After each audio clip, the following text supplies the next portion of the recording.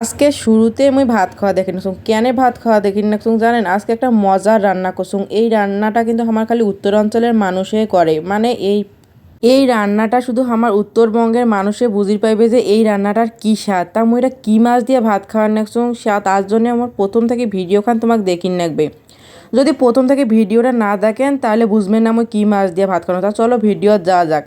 তা এই যে মোর হাতে যে মাছগুলো দেখি রাখছেন না, এইটা হচ্ছে আমার উত্তরবঙ্গের জনপ্রিয় একটা মাছ, বৈরালি মাছ, যা তিস্তা নদীত পাওয়া যায়। তিস্তা নদী ব্যতীত বাংলাদেশের কোনো জায়গা তো এই মাছটা পাওয়া যাইবে না। এইটা মাছ হোক আমার গ্রামের ভাষায় কই বৈরালি মাছ। অন্য অন্য জায়গাত মানুষ খাইছে কিনা জানং না, কিন্তু হয়তো ঢাকায় টাকায় পাওয়া যাওয়ার পায়, কারণ এরা ঢাকাত পাওয়া গেলেই আমার তিস্তা নদী থেকেই কিন্তু যায়। তা যাই হোক, এই তিস্তার মাছ মানে বৈরালি মাছ দিয়ে আলুর ডাল আমার কিন্তু একটা জনপ্রিয় খাবার। উত্তরাঞ্চলের কার কার পছন্দ এই বৈরালি মাছ দিয়ে আলুর ডাল, না কমেন্ট করে জানাইবেন। কায় কায় খাইছেন আর কায় কায় খান নাই, মোর জানার মতে সবাই খাইছে কম বেশি। তা যাই হোক, মাছটা ভাল করে ধুইয়া পিঁয়াজ মরিচ লবণ হলুদ মশলার গুঁড়ো দিয়ে আমি ভাল করে মসমস করে ভাজে নিম।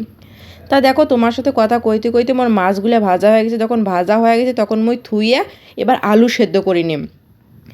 তারপরে আমি প্রেশার কুকার পানি গরম দিয়ে কয়টা আলু সেদ্ধ করে নিম, কারণ এই আলুর ডাল দিয়ে মাছটা রান্না করে নেবে। তা ওই মাছটা কিন্তু খাইতে দারুণ স্বাদ। ছোটো যে পোনাগুলো আছে সেইটা দিয়ে আলুর ডাল আরও ভালো হয়। তা ভাবলাম বড় সাইজের আছে এইটা দিয়ে আমি আজকে আলুর ডাল রান্না করবো আর তোমাগুলোর সাথে শেয়ার করি। কিন্তু এই মাছটা অনেকেই চেনে না আর দেখেও নাই মনে হয়, তাই ভাবলাম যে ভিডিওটা দেওয়াই যায়। ওই জন্য প্রথমে আমি আলু আর কয়টা কাঁচামরিচ সেদ্ধ করে নিয়েছি। নেওয়ার পরে এই পানি দিয়ে ভাল করে আমি আলুটা মাখে নিম। এটা সামান্য হলুদ লবণ দিয়ে মরিচটা সব মিলিয়ে সানচুং যে ভাল করে এটা আমি মাখি নিম। মানে আমি হাত দিয়ে মাখি নিয়ে গরম আছে, যার জন্য এই যে ভর্তা করা আমাকে ওই নোড়া বাঁশের তৈরি সেইটা দিয়ে আমি মাখি নিবেন একদম। এরপর কড়াইতে আমি তেল গরম দিম। তেল গরম দেওয়ার পরে তারপর পেঁয়াজ দিম, মানে পেঁয়াজটা না পরিমাণটা বেশি দিছুম, কারণ তাহলে ভাল লাগে খাইতে। তা যাই হোক, পেঁয়াজটা যখন লাল হয়ে গেছে তখন আমি 3টে শুকনা মরিচ ফেলে দিম।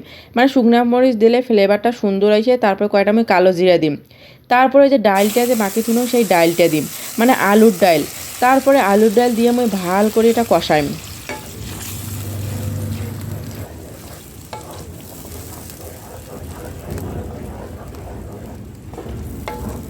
তারপর যখন কষামোর হইবে এটা কোনো কিন্তু না পানি দিম। এই দেখেন মই পানি দিনুম, পানি দিয়ে মানে ডালটা পাতলা করে নেবে। গাঢ় আসলো পানি দিয়ে মই ডালটা এবার পাতলা করে নিম।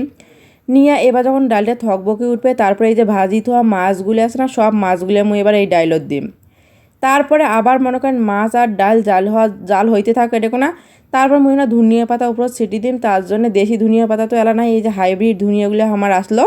আর এই ধনিয়াগুলো তো কিন্তু খুব সেন্ট, ওই ধনিয়াগুলো কাটিয়ে মই না উপর ছিটি দিম। তারপর যখন কিছুক্ষণ বকাইবে মানে যখন ভাল করে হয়ে যাবে বোঝা যায় যে হয়ে গেছে। তারপরে মুই এবার নামে নিয়ে এই যে দেখো মুই তোমাগুলো দেখে না তোমাদের ডালটা কেমন হইবে, এই এমন গাঢ় হইবে। তা এত এই যে দেখো এত সুন্দর হয়েছে। তা ভাবনু যে গরম গরম ডাল রান্না করি, গরম গরম ভাত খেয়ে নেই। ওই জন্য মুই না ভাত নিনুং, ভাত নিয়ে এই যে মুই এবার ডাল দিয়ে খাই। তা সত্যি এইটা কিন্তু অনেক মজার। আমার উত্তরবঙ্গের মানুষ কায় কায় খাইছিলেন অবশ্যই কমেন্ট করে জানাইবেন। আর অন্য অন্য জায়গাতে এই মাছটা পাওয়া যায় কি না, খাইছেন কি না, তাও একটা কমেন্ট করে জানান। তা ভিডিওটা তোমার কেমন লাগলে অবশ্যই জানাইবেন। আজকে এই পর্যন্তই, ধন্যবাদ সবাইকে।